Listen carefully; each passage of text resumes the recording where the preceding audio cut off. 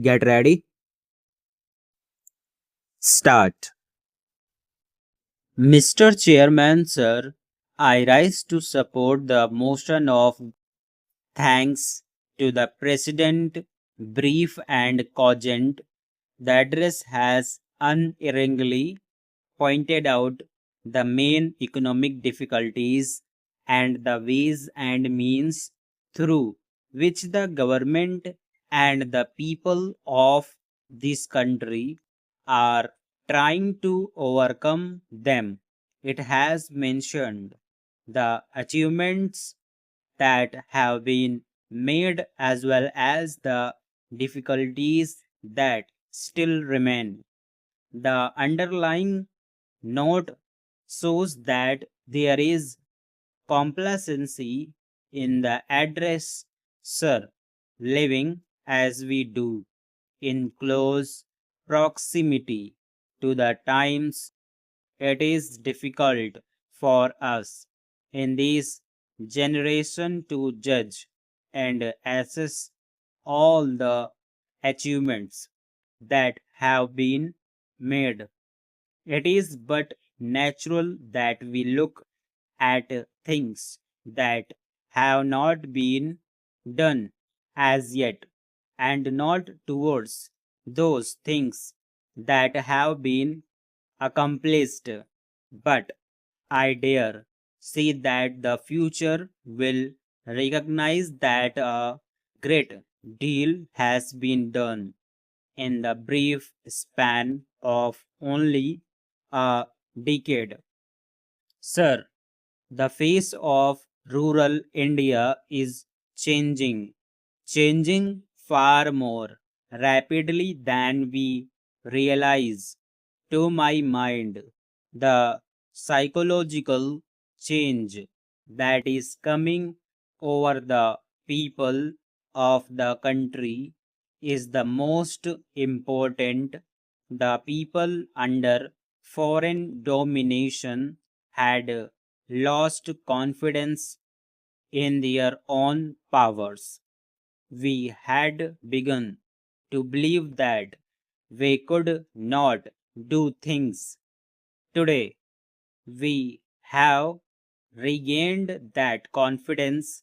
We are beginning to realize that it is on our inherent ability that we shall have to rely, and that we shall be able to overcome our problems through these means. The President's address has rightly focused attention on the fact that the central and the state budgets are deficit and that our foreign exchanges are being strained. At the same time, it is the endeavor of the government to keep to the targets of the second plan. Sir, in an admittedly backward country which has to develop in many ways, it is natural and absolutely necessary to have deficit financing. But deficit financing has its concomitant evils, and the inflationary spiral goes up and up if not properly checked. It is obviously the endeavor of the government to keep a balance, to go in for deficit financing when necessary, and at the same time be careful to see that we do not expect greater sacrifice of the present to build up the future. There is one factor which I would like to bring to the notice of the government, which is of equal importance. In our zeal to husband our resources and to utilize them to the best of our ability, let us not do something which may imperil our efforts. Too much scrutiny, too much red tape, and too many difficulties put in the way of those who are trying to implement the actual work does not make for success. I am speaking not in the air.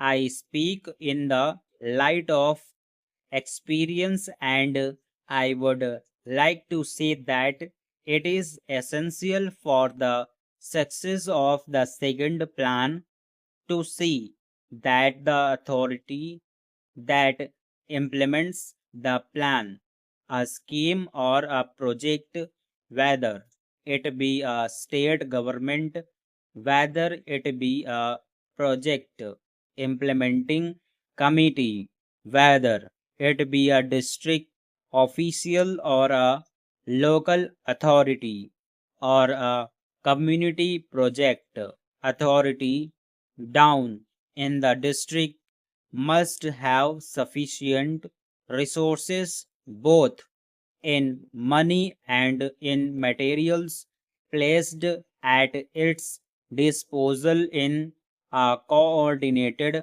manner in time and be able to make such alternations that local needs demand.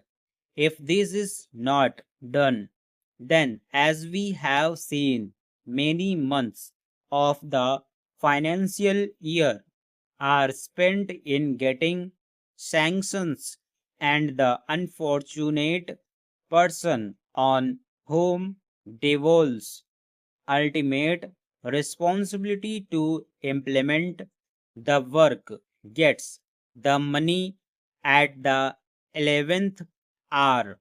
And in the last few months of the year, there is feverish activity.